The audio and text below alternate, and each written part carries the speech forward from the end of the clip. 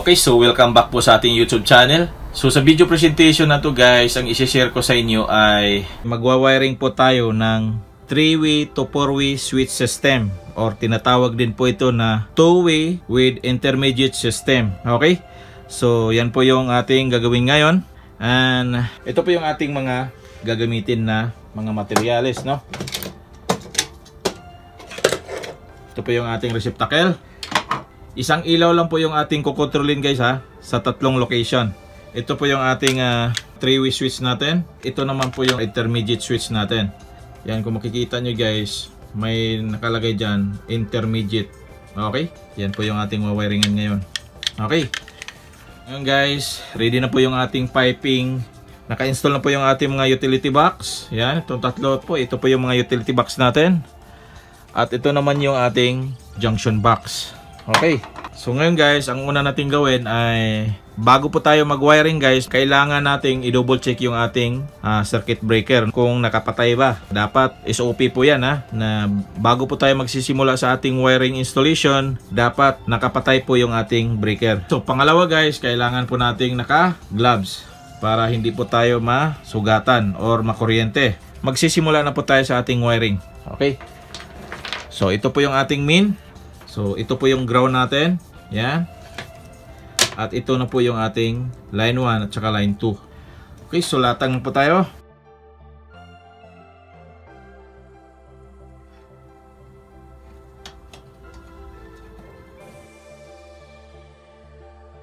Yan.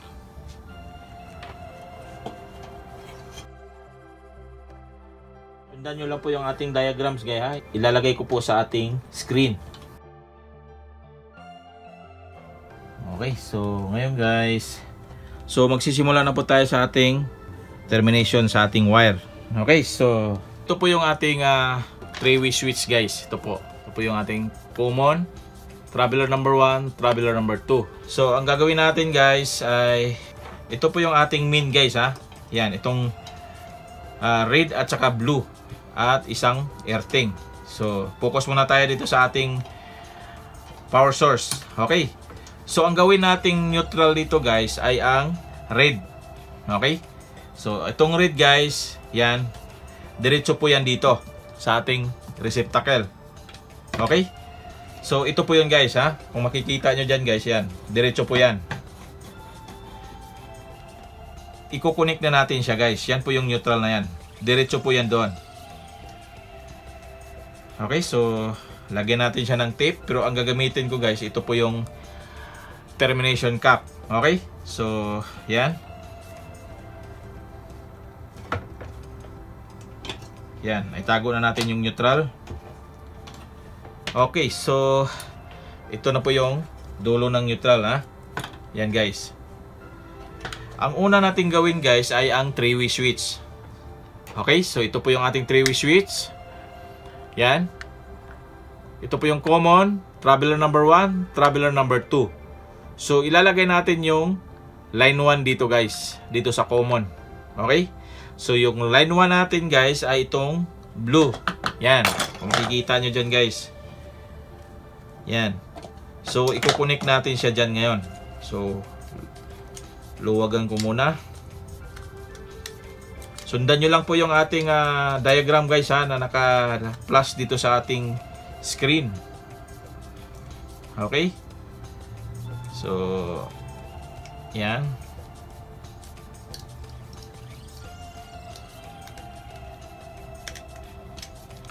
Yan na po ang ating line 1. Yan. Dito din sa dulo guys, itong yellow guys, ito lang yun, dito lang yan sa switch na yan. Okay, so dito guys, balik po tayo dito sa ating switch. Ang gagawin nating traveler number 1 dito guys ay itong blue. Okay, ito po yung wire guys ha, na pumasok dito sa ating tubo na to, papunta dito sa pangatlong switch o pangatlong utility box. Okay, so kabit natin.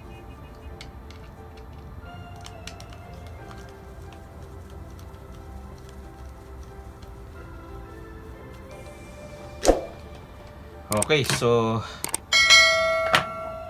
At ikabit din na natin siya dito sa dulo, guys. Okay? Ito po yung ating isa pang 3-way switch, no? Since ang nilagay natin sa traveler number 1 ay kulay blue, so dito din natin ilagay yung kulay blue sa dulo, no? Dito sa ating 3-way switch. Okay, so ito po yon. So,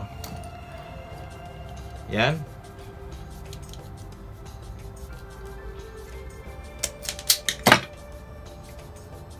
Yan.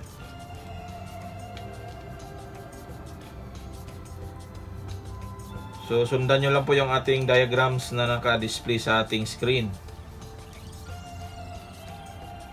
Okay, so, meron na po tayo.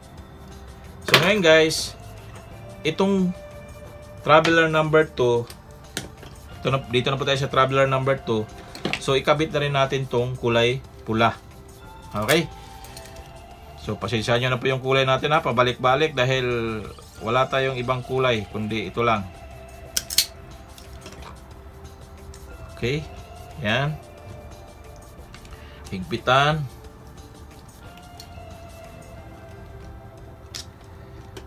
At dito din sa dulo guys, yun din ang gagawin natin. Okay, so strip muna natin.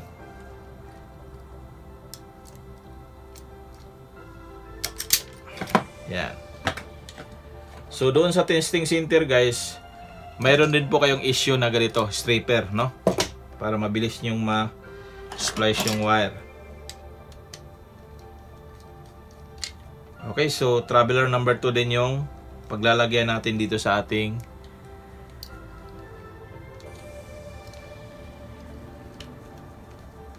terminal number. Ito, yan.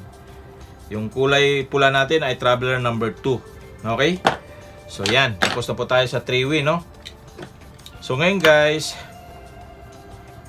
dito na po tayo sa gitna. Yan.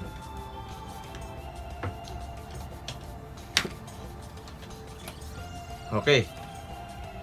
So yan po yung gitna. So ang gagawin natin guys, kasi kung makikita nyo dyan sa ating intermediate switch guys, or sa ating 4-way switch, may 4 na terminal, no?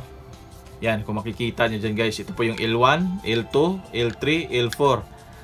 So ang function nito guys, itong 4-way switch ay i-kiss po yan guys, i-kiss. Okay, so ilagay mo yung isang, for example, yung traveler number 1 dyan sa L1, ang labas niya guys dito sa L4. So kung ilagay nyo yung traveler number 2 sa L2, so ang labas niyan dito sa L3. So i-kiss po yan guys. Okay, so ito, putulin natin to guys. Okay, so I hope na masundan nyo guys. Yan. Yan. So strip muna natin.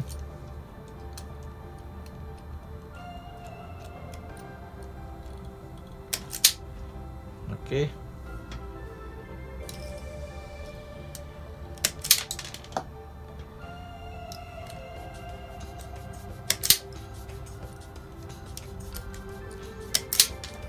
Okay.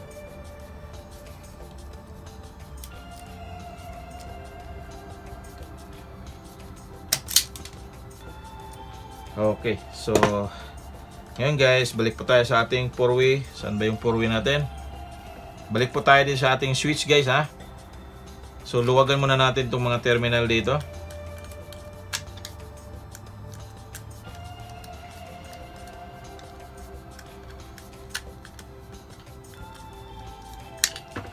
Okay, so kung mapapansin nyo dito guys sa ating 3-way switch, sa unang switch natin guys ay yung traveler number 1 natin guys ay blue. Okay, so ito po yon. So ang gagawin natin guys ay ito po yung i-connect natin sa L1. Masyadong mahaba.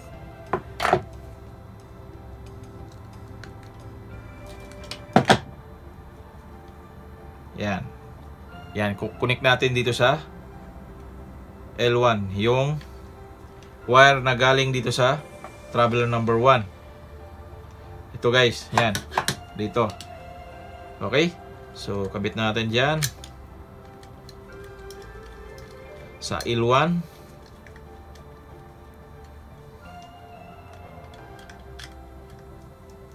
At ang dugtong nito guys, dito sa L1 ay kabit din siya natin dito sa L4. Okay. Yan. So ikabit natin. Yan. At higpitan natin.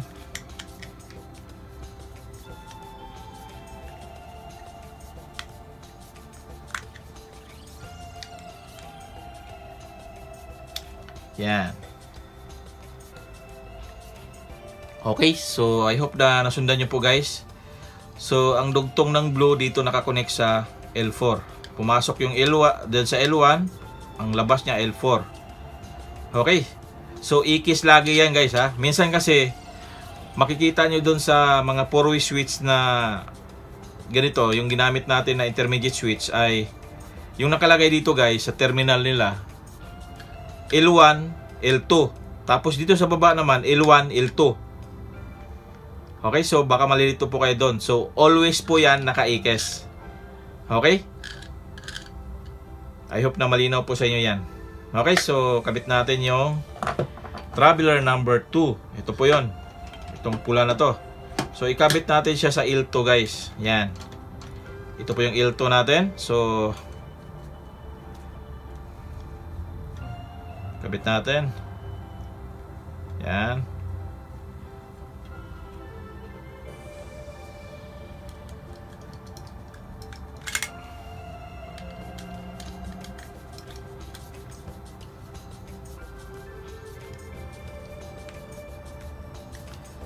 Okay, so ang dugtong niya guys, pumasok yung ating traveler number 2 sa L2. Ang labas niya guys ay L3.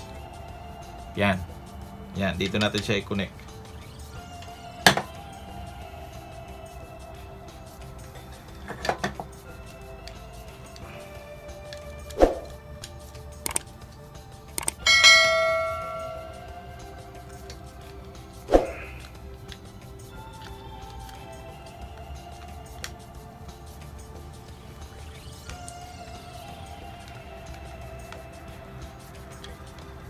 Okay, so tapos na po tayo dyan. So ngayon guys, dito na po tayo sa ating switch line. Yan. Papunta yan dito. Abot ba? Be? Kung hindi na natin siya anuhin. Parang pwede naman. Yes, pwede na yan. So hindi na lang po tayo magdudugtong. So tanggalin na lang natin to. Ang plano ko kasi, akala ko hindi siya abot. So ngayon, putulin na lang natin para at least hindi tayo magka-short, no? So yan. So yung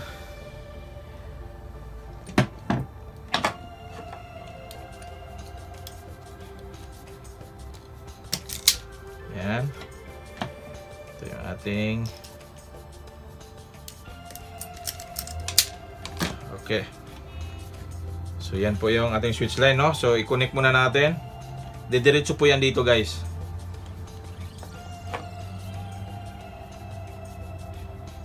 Okay. So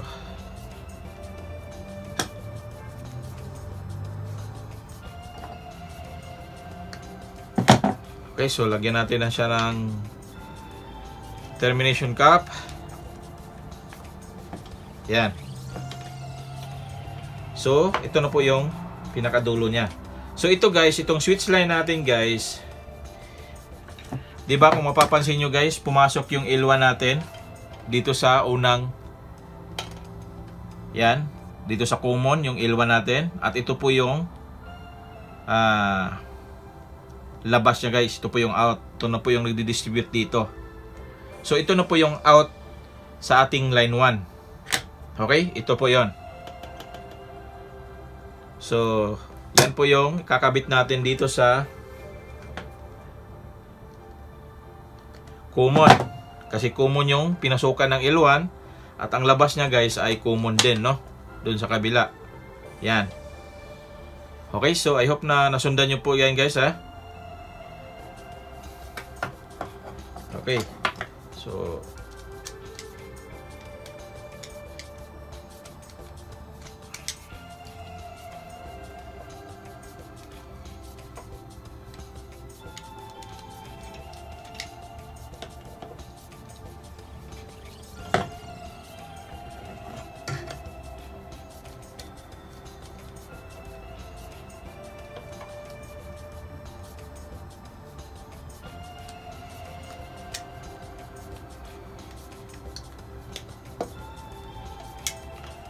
Okay, yan na po yan guys. Okay, so ito po yung itong switch line. Yan, pumasok siya dito. Yan. Okay, so ngayon guys, ang isusunod natin ay ang earthing. Okay, so ito na po yung earthing na sinasabi, no? So wag natin siyang kalimutan, no? So yung earthing natin guys, yan, paabot ba yan? Paabot siya dito.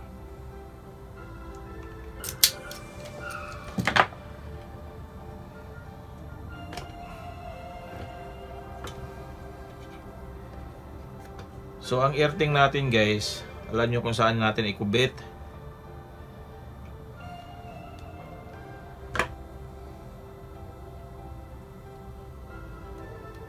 Yan. Kakabit natin siya dito guys. Yan.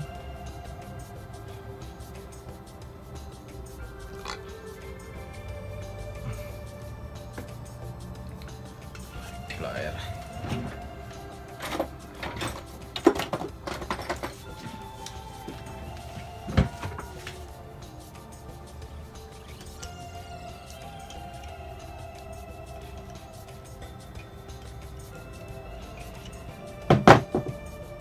Pero doon sa ating installation guys, kasi kung ang ginamit doon na mga conduit ay itong electrical pipe, no, yung plastic electrical pipe. So ang gagawin nyo guys, point to point yon, dito, yan, pati dito, yan, dito natin siya ilagay at kailangan natin siya ng dugtong dito. Yan.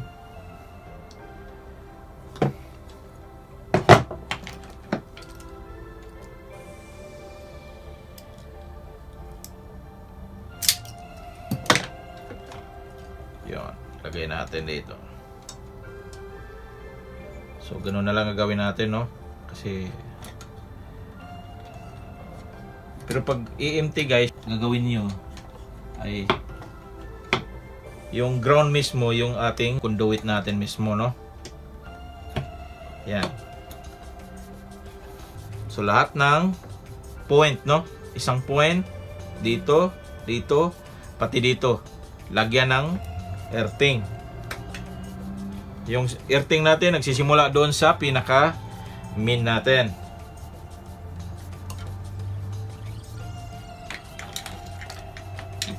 Okay. So, lagyan na natin siya ng earthing.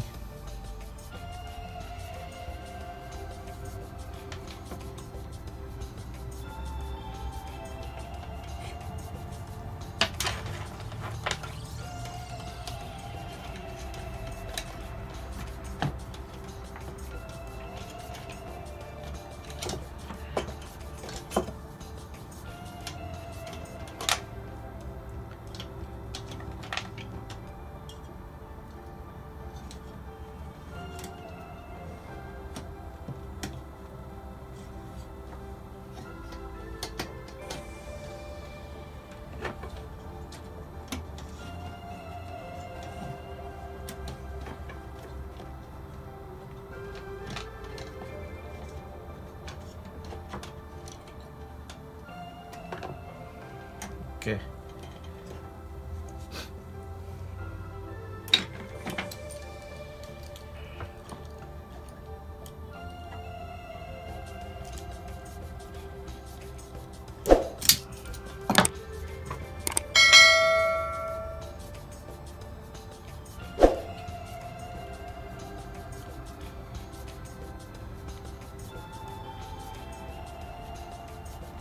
Okay, so yan. Pag-isahin natin dito.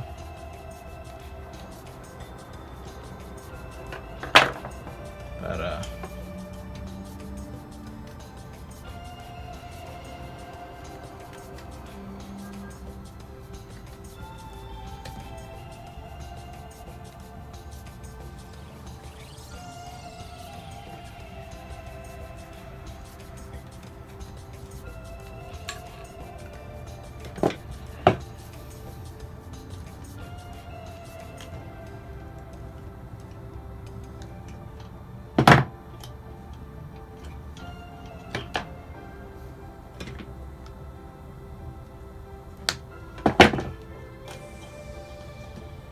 Okay. So yun, dapat yung earthing natin properly mounted, no? Para effective yung ating earthing.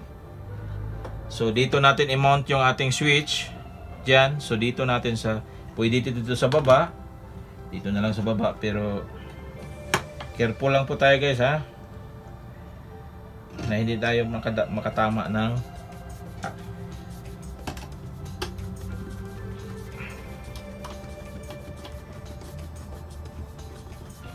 dapat nakakonektor yan. Dapat makalagyan guys. Okay. Yan. Pati din dito. Yan.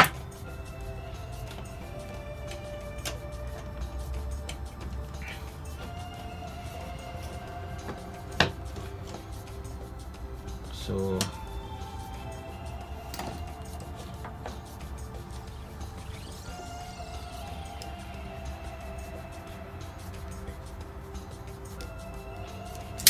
okay.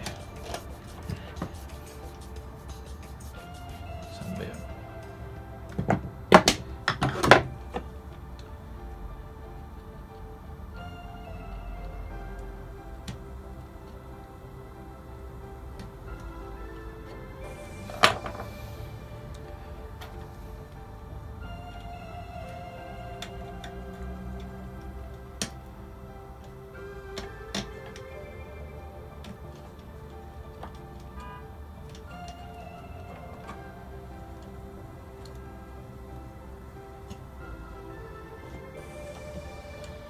Okay, so ganun din yung gagawin natin guys, ha, dito.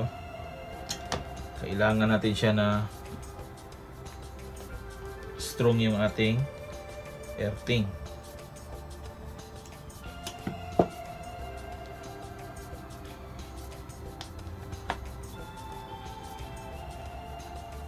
Yan. Dapat nga yan guys, nakalagyan eh. Sa mga ganito guys, dapat kung doon na tayo sa ating ginagawa sa building, no? So kailangan nakalagyan, properly installed talaga, kasi hindi po yan makapasa doon sa so supervise niyan, magche-check kung tama ba yung installation natin. Dapat nakalag po yan. Okay, so ngayon pinapakita ko lang sa inyo guys kung saan natin siya i-install, no? Kasi marami po yang nagtatanong sa atin kung saan daw i-install yung ating earthing. Okay. Okay. So dito din sa dulo guys, ganun din yung ating gagawin, no? So medyo matagal mas matagal pa yung paglagay ng earthing, no, kaysa doon sa ating wiring mismo.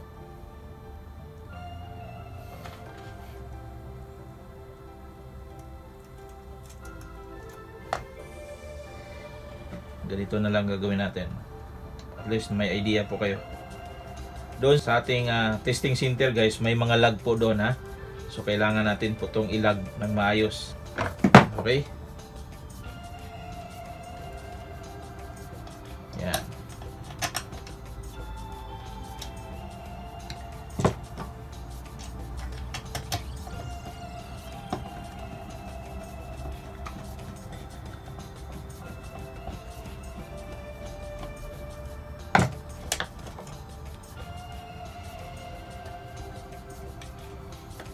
Okay, so meron na yan, point to point, isang point dito, dito, meron na.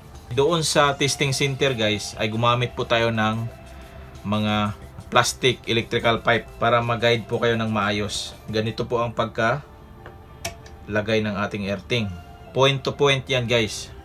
Okay, so dito din sa dulo, no, yan. So ngayon guys, ito na po yung ating receptacle. Kakabit na lang natin yung ating ilaw. Okay, so splice natin.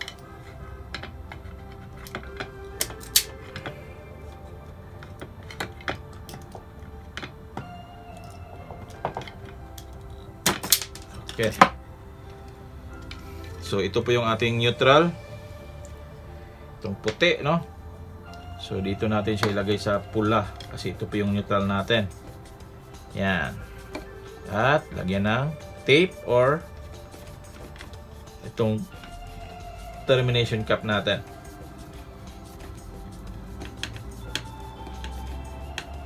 Okay. Yan. At ito na po yung switch line natin, guys. Yan.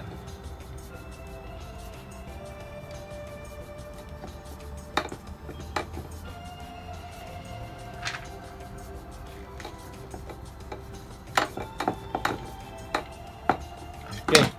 Pero yung ginamit natin na junction box, guys, ay plastic. So dito natin siya ikakabit kasi wala naman po siyang paglalagyan dyan sa sa receptacle, no? So dito natin siya ilalagay. Okay, isama natin siya sa mounting. I hope na nasundan nyo yan, guys, ha?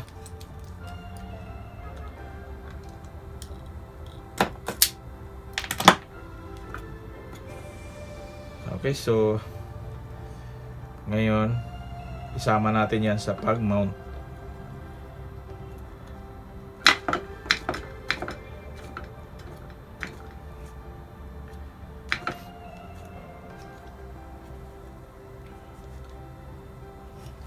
Okay.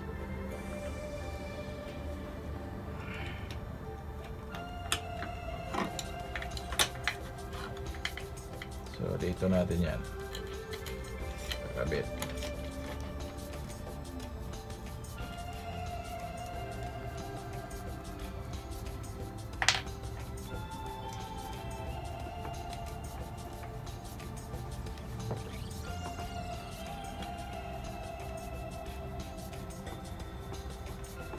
Okay. So kabit natin.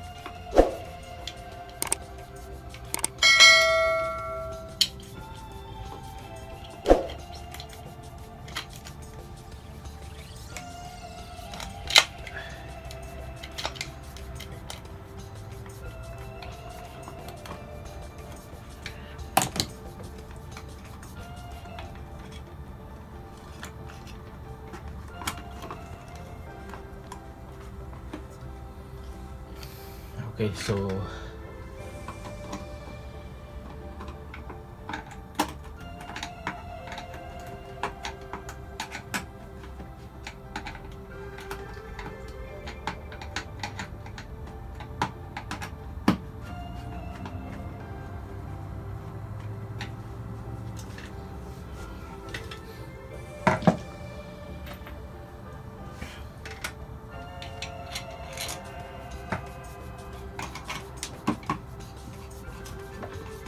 yan. So nakakabit na yung ating receptacle. So ang susunod natin gawin, guys, ay babalik na natin yung ating mga switches. Yan. Sana malinaw na po sa inyo, guys, ha. So huwag nyo kalimutan na sundan nyo po yung ating diagrams na naka-display sa ating screen. Okay, balik na natin to. So kailangan na natin siyang i-arrange ng maayos, guys, ha, para hindi po siya dumikit doon sa ating earthing. Okay? Hindi siya dumikit doon sa ating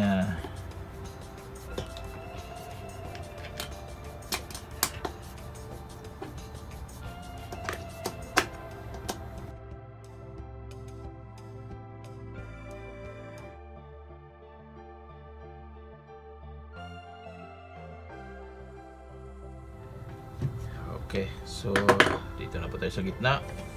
So balik natin. Again, huwag kalimutan na i-arrange ng maayos, guys, ha, para wala pong problema.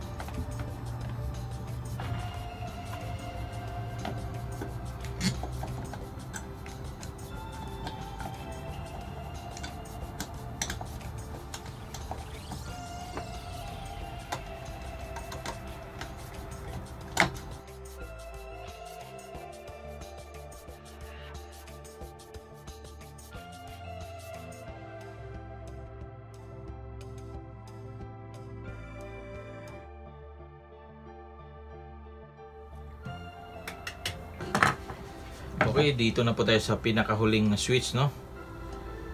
So, yan.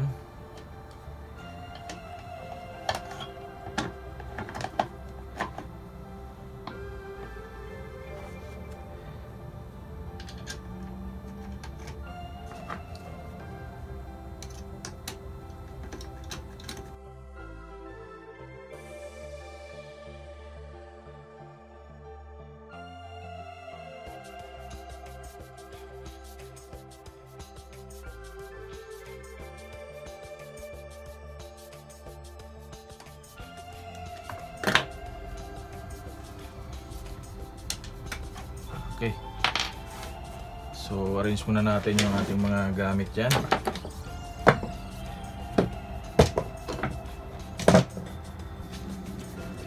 Okay, so titesting na natin guys kung okay ba yung ating wiring na ginawa. So,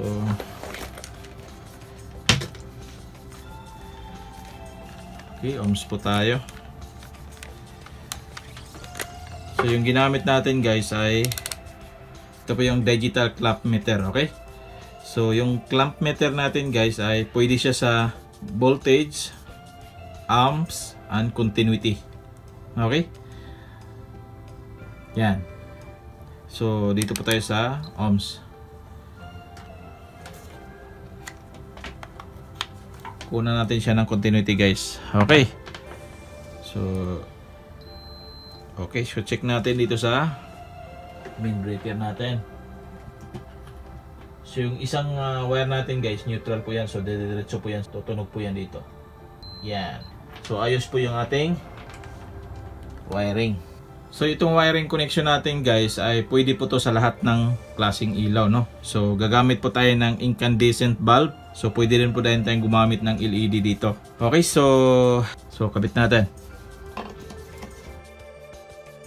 So, on natin yung breaker natin guys. Okay? So, on natin. So, ito po yung ating wiring connection na tinatawag na 3-way to 4-way switch system. Minsan, tinatawag dito na intermediate switch system. Minsan, tinatawag dito na 2-way with intermediate switch system. Okay, so tatlong location guys. Kukontrolin natin yung isang ilaw. Okay? Dito sa location number 1, makukontrol natin siya on-off, on-off. Pailawin natin dito sa location number 1. Okay, so umilaw siya. So patayin natin. So pailawin natin dito sa location number 2. Okay, so patayin natin. So pailawin natin siya sa location number 3. Okay, so umilaw siya. Patayin natin siya sa location number 3. Okay, so ngayon guys, pailawin natin siya dito sa location number 3. Patayin natin siya sa location number 1. Okay, so pailawin natin siya sa location number 1. Patayin naman natin siya location number 2. Okay, so buhayin natin siya dito sa location number 2. Patayin naman natin siya dito sa location number 3. Okay, so ganyan lang po ang pag-wiring ng 3-way to 4-way switch system or intermediate switch system or 2-way with intermediate switch system. Okay, so I hope na may natutunan po kayo sa ating video presentation ngayon. At kung bago pa po kayo sa ating YouTube channel, paki-consider na rin po ang pag-subscribe. Paki-hit na rin po sa notification bell dyan para updated po kayo sa ating mga gagawin pang mga videos. Okay, so ito po ang inyong kaibigan, Rakabayan Tech. Hanggang sa muli, paalam!